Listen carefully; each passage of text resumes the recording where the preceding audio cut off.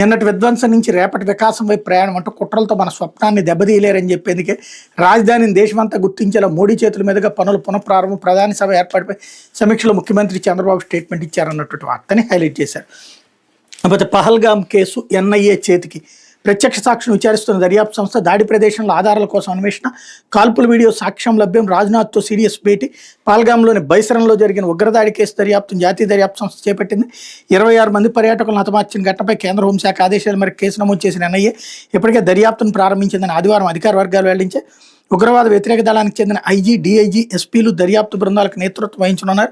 ప్రత్యక్ష సాక్షుల్ని బృందాలు విచారిస్తున్నాయి. బాధితుల బంధువుల వాంగ్మూలాలను తీసుకుంటున్నాయి. ఉగ్రదాడుల తర్వాత ఉగ్రవాదుల దాడుల తీరుపై ఆధారాల కోసం ప్రవేశ నిష్క్రమణ మార్గాలను దర్యాప్తు బృందాలు పరిశీలించబోతున్నాయి. బుధవారం నుంచి అవి ఘటనా స్థలంలోనే ఉన్నాయి. ఆధారాల కోసం అన్వేషిస్తున్నాయి. ఉగ్రవాదుల కుట్రలకు సంబంధించి ఆధారాలు ఏమైనా లభిస్తాయన్న ప్రాంతాన్ని జల్లెడు పడుతున్నాయి. పహల్గామ్ దాడి క్రమాన్ని తెలియజేసే అత్యంత కీలకమైన వీడియో ఎన్ఐఏ చేతికి వచ్చింది. బైసరానికి వచ్చే టూరిస్టుల కోసం రీల్స్ చిత్రీకరించే స్థానిక వీడియోగ్రాఫర్ ఈ దాడి మొత్తాన్ని కెమెరాలో బంధించారన్నటువంటి వార్తని హైలైట్ చేశారు. లేకపోతే 85,000 కుటుంబాలకు గృహయోగం, 870 లేఅవుట్ల అనుమతులు పునరుద్ధరించనున్న పట్టాభివృద్ధి